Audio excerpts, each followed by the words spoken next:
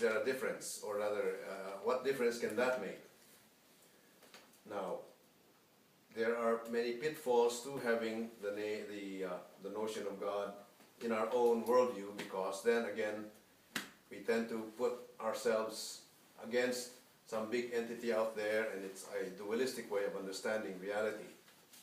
Now, on the other hand, someone who has taken that aside has the other danger of, or the other pitfall of, making oneself the standard of all one's decisions and actions. So now, what can Zen practice offer to us in that regard? And how can that way of, well, rather, let me address this person, then go to Ignatius. In our Zen practice, we do not take any notion as our starting point, but we simply are invited to be attentive to the present moment, to the mystery of the breath. And in doing so, we realize reality is much bigger than what we can figure out with our own concepts, with our own little mind. So we become open to mystery. We become open to something much bigger than who we are, although we may not be able to name it. So for those of us engaged in a spiritual search, somehow that opens us more and more to a wider horizon if we are earnest in that search. And in so doing, when we use the word God in our vocabulary, that can no longer mean something that is just a grandfather out there in the sky who is always listening and always answering our prayers, or vice versa, always judging us based on our actions. That somehow can no longer be something that would be attractive if we have become attentive to the mystery of our life as we pay attention to the here and now. So then, what can that term mean? What can that term God mean? My suggestion that I write down in the book is a suggestion taken from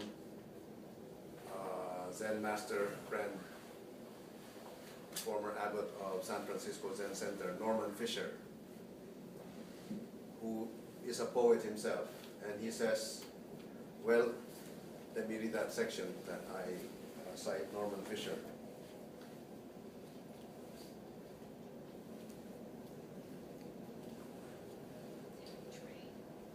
For some years, he writes in his book, Opening to You, Zen-inspired translation of the Psalms, I had been giving thought to the question of who the audience of my poetry actually was. I came to see that I was not writing for ordinary persons, not for colleagues, not for poetry lovers. The person to whom my poems actually seemed to be addressed was someone much more silent and much more profoundly receptive than any human being could possibly be. This person wasn't a person at all. It was nobody, nothing, and it wasn't anywhere or at any time. It was even beyond meaning. So poetry is important to me not because it gives me a chance to express myself or to communicate, but because it is an encounter with that which is both so close to me I can't see it, and so far away I can never reach it. An encounter with that which is both so close to me that I can't see it, and so far away I can never reach it. In highfalutin language, that which is so close to me that I can't see it is called immanence. That which is more intimate to me than I am to myself. And that which is so far away that I can never reach it is transcendence. And so it's that dimension in me that is so close and so intimate, and yet it is also so far and unreachable, both immanence and transcendence at one point. If the word God has any meaning at all in the way Christians, Jews, and Muslims say it, that seems to be the realm where we can discover that true meaning of that term, and not in some image of some figure out there, but to look within, and yet also not just to stop within, saying it's all within there, but it's something that also leads me beyond. That leads me to a definition of a working definition of the word spiritual that is given in this series called World Spiritualities, a 22-volume series on different religious traditions and their spiritual riches. There's Christian, there's Jewish, there's Islam, there's Hindu, there's even New Age spirituality or secular spirituality and so on. So the common editor of these 20-something volumes proposes a working definition for the term spiritual, or the spirituality. The spiritual is that which is referring to the core of my very being, that core wherein I am able to encounter transcendence. So it is that which is most intimate to me, the spiritual, but that which is also not just there, subject to my own whims, but it's precisely that which leads me beyond myself. And if we see where that beyond myself is, it's not just a vertical beyond myself, but it is also a horizontal beyond myself, where I am able to see my connection with everyone else. So, a suggestion: if the word God has any meaning at all, let us look at that realm where we are most truly intimate to ourselves, and that which takes us beyond ourselves, which challenges us, which always invites us to go beyond our little selves, and thereby meet one another. Isn't that what the New Testament also keeps emphasizing? Where 2 or 3 are gathered in my name, there I am in the midst of them. So God is not some idea that I've cooked up in my head, or not that which is outside of us, judging us, but it is something that invites us within ourselves and to realize the best in ourselves, and yet not just to stay there, but go beyond ourselves and meet everyone else at that very point. So with that, if we can agree on a language that comes from our own experience, whether we agree with the notion or not, then somehow we can have some common ground in proceeding. Whether you believe in God defined in this way, or you don't because you've had bad experiences with that term in your own childhood or in your own journey. If we can at least listen to one another and somehow be open and see that that which brings us to the depths of ourselves, and that depth of each one of us is really something precious and unique, and at the same time leads us beyond ourselves, we find something in common with one another, and we find something holy in one another. And if the term God has any meaning at all, it has to be connected with that which we all find as holy in ourselves, that takes us beyond ourselves. Whatever we do with that concept, whether we say I believe or I don't believe. So that belief and not believing and not believing would seem to be on a separate plane from just realizing that there is this realm in each of us. So with that now, when Ignatius says, my purpose is to praise, reverence, and serve God, our Creator and Lord. Again, my suggestion here is not to get lost in the concept of God and Creator and so on, although it has its own theological rationale, but to listen to that experience in us that invites us to go deep within ourselves, and whereby, in going beyond ourselves, we meet one another and see how we are all called to be in communion with one another. It is in praising that dimension. And what does praise mean? I suggest here what Irenaeus of Lyons, 2nd century theologian, noted. The glory of God is the human being fully alive. So when I am most fully alive in myself, when I am most fully myself, that's when the real praise of God happens.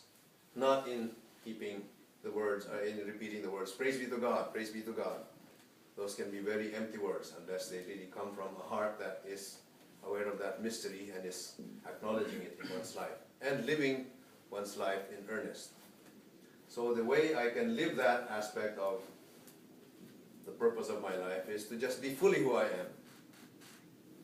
And secondly, reverence, to acknowledge the holy where it is experienced. And if we look around us, we find the holy everywhere, even in those things that you might hesitate to call holy. And service, in other words, no longer to live just for my own self, but to live in a way that I open myself so that I can be somehow of service in healing the wounds of my fellow beings, including myself, or of service in making this earth a little better place for us to all live together in. And in doing so, that is where eternal salvation takes place. Salvation is a word that is from the Latin salus, which means health. We say salud in Spanish when we toast, to your health. And it is the full health, the full wholeness of our well-being that we're referring to when we say salvation. Eternal, beyond time and space. So to realize that fullness of well-being, here and now, beyond time and space. Praise, reverence, and service. Those are some hints that Ignatius offers us. Now, what does Zen offer as a light in this? Well, as I noted earlier, the main invitation of Zen is be still and pay attention. So if we pay attention, then in a thorough way, then perhaps we will be able to appreciate what Ignatius truly has been conveying to us without getting into all those complicated concepts, or maybe to be able to deconstruct those concepts that would lead us into a dualistic frame of mind and really be able to appreciate what's already going on in our own lives as we seek our path in earnest, principle and foundation. I'd like to just close off with this, just with one little note. At the end of the statement on principle and foundation, Ignatius then says, from this, once you know what your purpose in life is all about, namely to live fully in praise, service, and praise, reverence, and service of that dimension which makes all of us most fully who we are, and thereby attain salvation, namely the fullness of well-being. From this it follows that we are to use things insofar as they help us in attaining our purpose, and ought to rid ourselves of them insofar as they hinder us in this. Namely, if there's anything that prevents me from realizing that wholeness, then that's what I need to be careful about in not choosing. And if whatever lends to that wholeness, that's what I choose.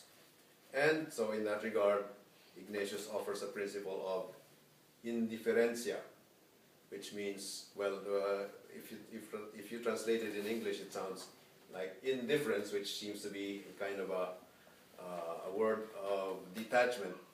But it is not so much detachment in the sense that you're not engaged, but it is an attitude of equanimity, an attitude of seeing things for what they are and not being led by their appearances. For this, it's necessary to make ourselves indifferent to all created things in all that is allowed to the choice of our free will and is not prohibited, so that in our part we want not health rather than sickness, riches rather than poverty, honor rather than dishonor, long rather than short life, and so on, and all the rest, desiring and choosing only what is most conducive for us to the purpose for which we are created. In other words, our natural tendency would be to want health more than sickness, of course, or riches more than poverty, or a long life more than a short life. But if it so happens that we fall into sickness, that means thereby we say it's no longer the purpose of my life, and so on. So what does that mean then when we're in the midst of adversity? So that's, I don't want to resolve that with words now, but just throw that as a koan to everyone. In the midst of something that we prefer not to be, poor, sick, or die early, how can we live the fullness of our life in the midst of that kind of situation, given our understanding of what the principle and foundation is, as earlier expounded? So those are some things I'd like to invite for our reflection. And so I'd like to round up at this point and open the floor for questions, comments, further clarifications.